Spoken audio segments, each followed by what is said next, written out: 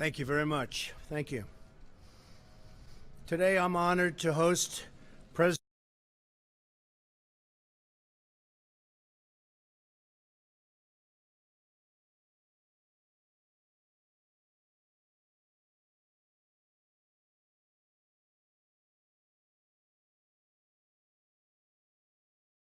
discussions. It's a true pleasure to welcome you to our nation's capital. Nigeria is the largest democracy in Africa. As I conveyed to President Buhari in our discussions, the United States deeply values and appreciates Nigeria's role as a strong democratic leader in the region. The United States is currently working to expand trade and commercial ties with African nations, including Nigeria, to create jobs and wealth in all of our countries. We hope to be the economic partner of choice for nations across the continent and all around the world. And you see what's happening with respect to trade and the United States. We are being respected again. I hope all African countries and countries throughout the world that we also will be supporting you and that they will likewise support us in our bid, along with Canada and Mexico, for the 2026 World Cup. We will be watching very closely, and any help that they could give us in that bid, we would appreciate. I'm pleased that Nigeria is one of our largest trading partners in the region, and we look forward to growing our trade relationship based on the principle of fairness and reciprocity. But we give Nigeria well over $1 billion in aid every year, and we have already started talking with the president about taking down the trade barriers, very substantial barriers to the United States trading with Nigeria. So we think that we are owed that. President Buhari has also taken several steps to fight corruption and improve the Nigerian business climate, and most of all to me, and again, is ripping down those trade barriers. These measures will make it easier for Nigeria and the United States companies to invest, and we will be investing substantially in Nigeria if they can create that level playing field that we have to very much ask for and maybe demand. I especially want to thank President Buhari for Nigeria's partnership and leadership in the fight against terrorism. He's been a real leader. Nigeria was one of the first African nations to join the coalition to defeat ISIS. And Nigerian forces are currently leading regional efforts against ISIS in West Africa and doing very well, as we have. Nigeria is also leading African nations in the fight against Boko Haram and another ruthless jihadist terrorist group. You've been reading about them. They kidnap the young girls and young women, many of whom never are seen again. It's tough stuff. This summer it was my honor to meet with two brave young women, Joy Bishara and Lydia Pogu, who were kidnapped by Boko Haram in April of 2014 at the secondary school in Nigeria. I was deeply moved by their inspiring stories of courage, resilience, and survival. They really were two amazing young women. I told Joy and Lydia, my administration is committed to combating both jihadist terrorism and the scourge of human trafficking and smuggling. In the world today, there is more human trafficking than there has ever been, if you can believe this. They use the internet better than almost anybody is able to use the internet. So think of it, in a modern world, in this world, there's more human trafficking and slavery than at any time in the history of this world. It's hard to believe. To protect Americans from these menaces, I have called on Congress to close deadly immigration loopholes that are exploited by terrorists, traffickers, and criminals. Just look at our southern border and our weak and obsolete immigration laws. They are obsolete, and they are weak, and they are pathetic. And there's no country in the world that has laws like we do. They've got to change, and they've got to change now. for the safety of our country. We're also helping our Nigerian partners by facilitating intelligence, cooperation, and providing training and military equipment to Nigerian forces. For example, we recently sold Nigeria 12 U.S. 829 Super Katana aircraft. It's great aircraft. In the first ever sale of American military equipment to Nigeria. These new aircraft will improve Nigeria's ability to target terrorists and protect civilians. Finally, we're deeply concerned by religious violence in Nigeria, including the burning of churches and the killing and persecution of Christians. It's a horrible story. We encourage Nigeria and the federal, state, and local leaders to do everything in their power to immediately secure the affected communities and to protect innocent civilians of all faiths, including Muslims and including Christians. Mr. President, thank you again for visiting the White House and being with us today. Nigeria is a valued partner and a good friend. I look forward to working closely with you to deepen our cooperation and forge an even closer partnership. The United States is committed to working alongside Nigeria as we seek a future of strength, prosperity, and peace for both of our countries. Mr. President, thank you very much. Thank you.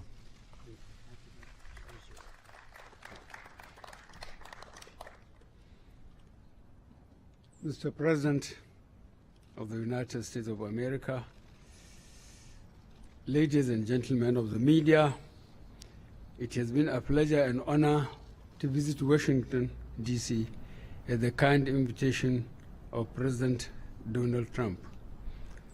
Nigeria and the United States share a long history of close and cordial relations which encompass political, economic, military, social, and cultural cooperation. Our two countries maintain a strategic partnership for peace and security, conflict resolution, as well as the global fight against terrorism.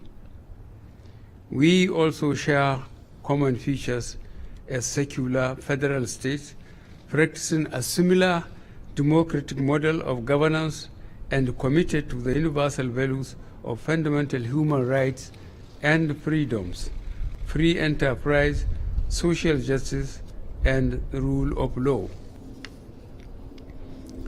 President Trump and his team and myself and the Nigerian team discussed issues related to security, trade, governance, human rights, and humanitarian crisis. We congratulated the leaders of the North and South Korea on their historic summit, and we applaud them for the positive commitment they have made towards denuclearization of the Korean Peninsula. President Trump deserves a great deal of credit for his statesmanly role in transforming so dramatically the course of events in that region.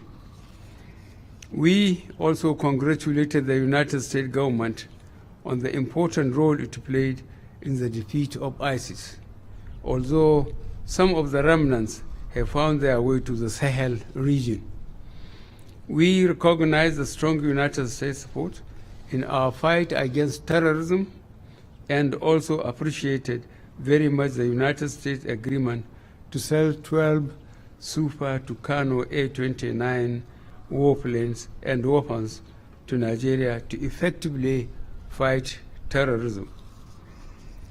To contain the spirit of insurgency in Nigeria, the federal government has adopted a multi-sectorial approach involving related government agencies to address the socio-economic and political dimensions, while the armed forces of Nigeria assist the civil authority to provide security and maintain law and order. As part of efforts to address emerging cases of insurgency in the country, the Nigerian military adopted counter-terrorism insurgency approach codenamed Operation Safe Corridor to de-radicalize, rehabilitate, and reintegrate willingly surrendered Boko Haram members into the larger society. This program is currently embarking on a number of projects, including skill acquisition centers and integrated farms comprising poultry, fish pond, and greenhouse farming, among others. A number of international partners, including the International Organization for Migration, have contributed to the success of Operation Safe Corridor. We indicated that we would appreciate whatever support we could also get from the United States. We express gratitude to the United States' support in the reconstruction and rehabilitation efforts in the northeast of Nigeria, as well as humanitarian assistance to the internally displaced persons through agencies such as the United States Agency for International Development and other international partners. The United States of America has been to date the biggest contributor to the humanitarian response, and last year gave approximately $500 million United States dollars in cash and in kind contribution through the United Nations and other intergovernmental organizations. These have mainly supported protection activities, health, food assistance, and shelter. We are doing all we can to secure the release of the remaining abducted school girls from Dapchi and Chibok. In this context, we will continue to welcome United States collaboration in intelligence gathering, hostage negotiations, and information sharing. The government is taking necessary steps to promote the peaceful coexistence of herdsmen and farmers by focusing on boosting security and enforcing legislation that will guarantee borders and farmers access to land. I extend sincere congratulations to President Trump and his government on the impressive performance of the United States economy under his watch. Our aim is to diversify our own economy by focusing on agriculture and food security, power and infrastructure. We have cut the importation of rice by 90%, thereby saving a significant amount of money. We very much welcome increased United States investment in Nigerian economy, especially the non-oil sector.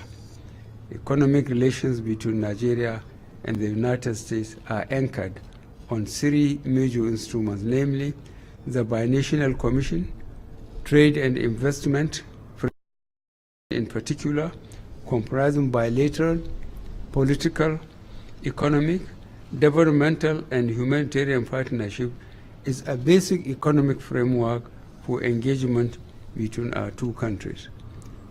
Nigeria's trade volume with the United States stood at 6.07 billion United States dollars according to 2016 statistics, and comprised 4.76 billion United States dollars worth of Nigerian export to the United States and 1.894 billion United States dollars exports to Nigeria. We urge greater effort to increase these figures substantially. We thank the United States government very much for cooperation we have received in our effort to recover stolen funds. Our two governments have put the machinery in place for their respective attorney generals to collaborate in ensuring the return to Nigeria of over 500 million United States dollars of looted funds siphoned away in banks around the world. In this connection, we congratulate the United States government on launching a Leptocracy Asset Recovery Initiative, which was spearheaded by the United States Department of Justice Asset Forfeiture and Money Laundering. We hoped that we could continue to count on United States support in this area. The government of Nigeria remains deeply committed to the principles of human rights as well as promotion and protection of people's freedom, even in the process of fighting terror. We commit to ensure that all documented cases of human rights abuses are investigated and those responsible for violation held responsible. I thank you very much for listening. Well, thank you, Mr. President. Thank you very much. Thank you, sir. Steve Miller of the Washington Times, please. Washington Times. Thank you, Steve. Thank you, Mr. President. I've had a two-parter on immigration. Last week, in the Supreme Court case over your travel ban, the lawyers for the opponents said that if you would simply apologize for some of your rhetoric during the campaign, the whole case would go away. And I was wondering if you would I don't be think willing. it would, number one. And there's no reason to apologize. Our immigration laws in this country are a total disaster. They're laughed at all over the world. They're laughed at for their stupidity. And we have to have strong immigration laws. So I think if I apologize, it wouldn't make 10 cents worth of difference to them. There's nothing to apologize for. We have to have strong immigration laws to protect our country. And looking to the future, the caravan has arrived at the U.S. We've border. been watching it. We've been watching it. And I'm just wondering, in your opinion, or your estimation, what percentage of those people do you believe are deserving of asylum in the U.S.? Well, I won't get into percentages, but we are a nation of laws. We have to have borders. We don't have borders, we don't have a country. And I've been watching for weeks as the caravan came up. And you know, the Mexican laws are very tough on immigration, extremely tough. And it started out with way over 1,000 people. I guess now it's down to about 100 going all through Mexico. People don't realize what a big country Mexico is, but it came down by a lot. And now we're working on the border with the worst laws any country, no matter where you go, all over the world. They can't even believe it. And we're doing the best we can with it. But we have to have changes in Congress, and we have to have it quickly. We need a wall, number one. And you see that right now, you know, where they are, even though it's not a particularly good wall, and even though a small percentage can climb to the top, they have to be in extremely good shape. But a small percentage can climb that particular wall. We have a wall that's much more difficult. But if you didn't have that, you'd have thousands of people just pouring into our country. You got to have a wall. And we need border security. And we will have border security. As you know, we're sending many, many National Guardsmen down to the border. Most of them are already there. And that's having a big impact. But we need a change in the law. Catch and release is ridiculous. If they touch our property, if they touch our country, essentially you catch them and you release them into our country. That's not acceptable to anybody. So we need a change in the law. Mr. President, when you were sitting down in the Oval Office with President Trump, who ran on not wanting to be the policeman for the world, what kind of arguments did you make to convince him to continue a military presence for the U.S. in your country, and what arguments did you make to him? How receptive was he? I can't understand what you mean by United States presence in my country. They send a training team based on their experiences to train our officers at some of our training institutions and move to the crisis area to see how those they train are performing. I think this is one of the best things the United States could do for us to stabilize the country. And he agreed with that? I do, very much so. That's why I thank him for it. Thank you. Well, we more and more are, because it's a very fair question, we more and more are not wanting to be the policemen of the world. And we're spending tremendous amounts of money for decades on policing the world, and that shouldn't be our priority. We want to police ourselves, and we want to rebuild our country. And the president understands that, and they've come a long way. They're doing a great job.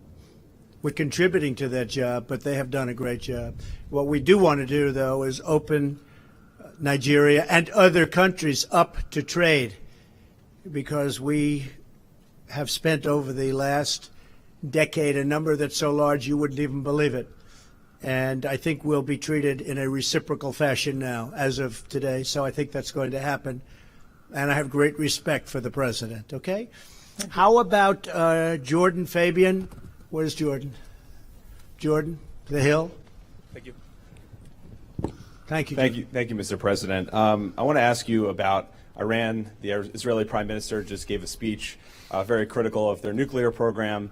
I want to ask if you have made up your mind to pull out of that deal, and if you do pull out of that deal, are you worried that it sends the wrong message to North Korea as you seek to enter nuclear talks with Kim Jong-un? No, I think it sends the right message. You know, in 7 years, that deal will have expired, and Iran is free to go ahead and create nuclear weapons. That's not acceptable. 7 years is tomorrow.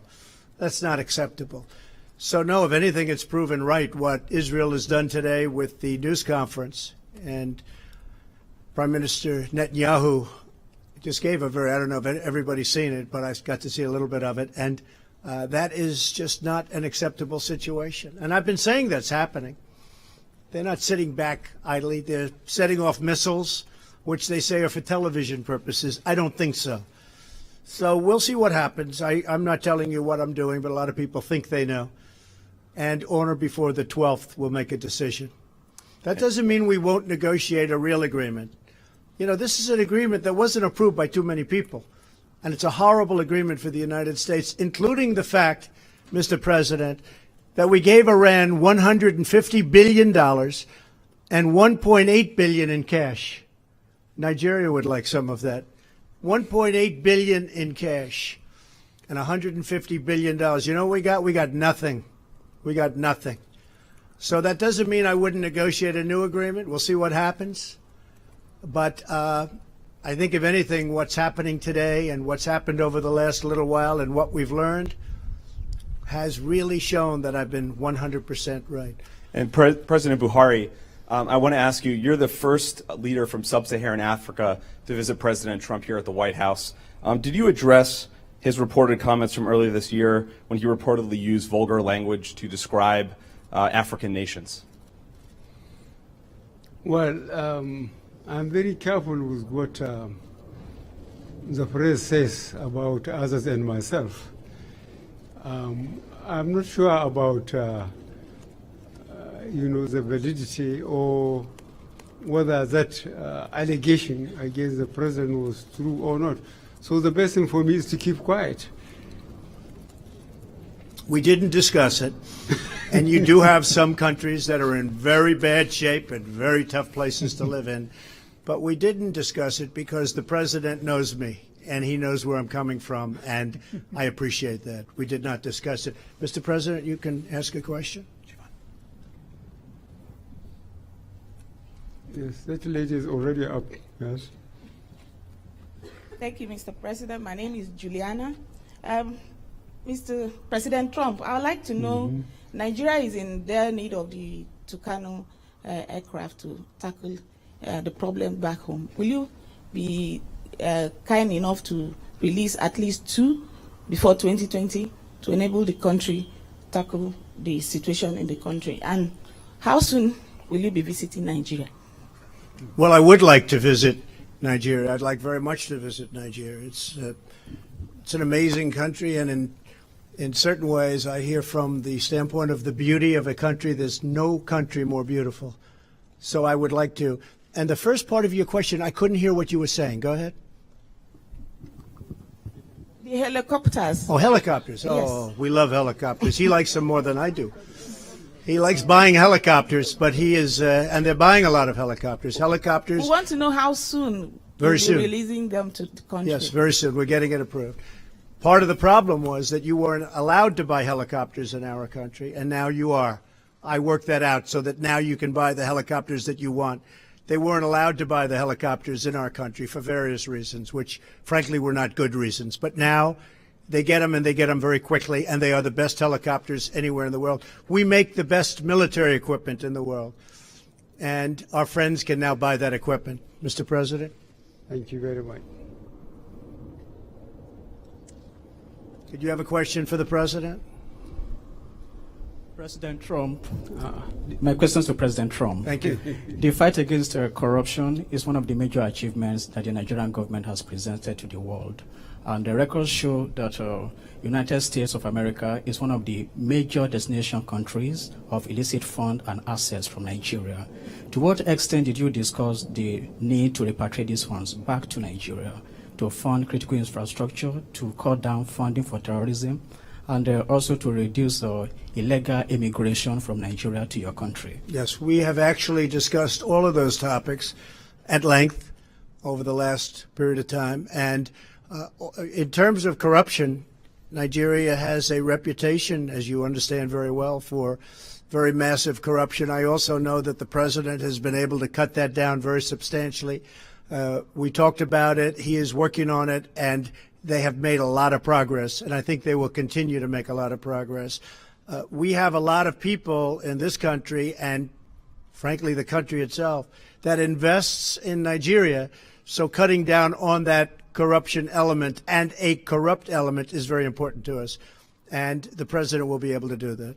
President Buhari. To President Buhari, the United States import of crude oil from Nigeria has considerably gone down. Did you discuss the need for the U.S. to increase its import of crude oil from Nigeria? No, I can't tell the United States what to do. But luckily for us, we have got market for our crude oil elsewhere.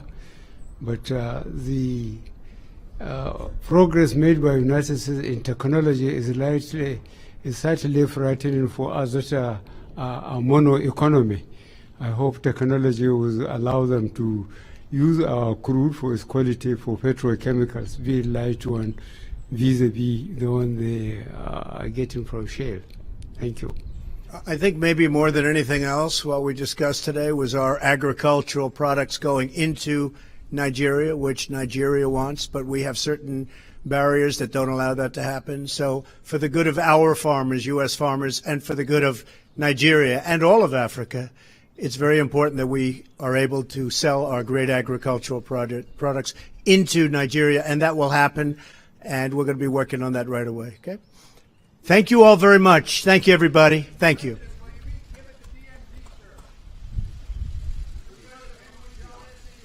It's possible. It's very possible. Well, it was an interesting thought, and I had that thought. We're looking at various countries, including Singapore, and we are also talking about the possibility of the DMZ, Peace House, Freedom House, and there's something that I thought was intriguing. I think that some people maybe don't like the look of that, and some people like it very much. I threw it out today as an idea. I also told President Moon, and through President Moon, we connected with North Korea. There's something that I like about it because you're there. You're actually there, where if things work out, there's a great celebration to be had on the site, not in a third-party country. So we are looking at the possibility of doing it in that location. We're also looking at various other countries, including Singapore. I will say this, the good news, everybody wants us. It has the chance to be a big event. And the United States, I was talking to John Bolton about this a little while ago. The United States has never been closer to potentially having something happen with respect to the Korean Peninsula that can get rid of the nuclear weapons, can create so many good things, so many positive things, and peace and safety for the world. So we'll see what happens. You know, I often say, who knows? Who knows? Maybe a lot of things change. But Kim Jong-un, who has been very open and very straightforward so far, I can only say, again, so far, but he's talking about getting rid of the site, which was their big site. He's talking about no research, no launching of ballistic missiles, no nuclear testing. And he has lived up to that for a long period of time, longer period of time than anybody has seen. So we are looking at that as a potential site. Yes, I think it would be very interesting. I think it would be a great celebration if it works out well. And if it doesn't work out well, that's the way it goes. Are you still confident the summit will happen? Is there anything that? Oh, yeah, I think the summit is going to happen. They very much want it. We certainly would like to see it. I think the summit will happen. And personally, I think it's going to be a success, but we'll see. I will say this. If it's not a success, got to get rid of the nuclear weapons. If it's not a success, I will respectfully leave. It's very simple. Thank you all very much. Thank you.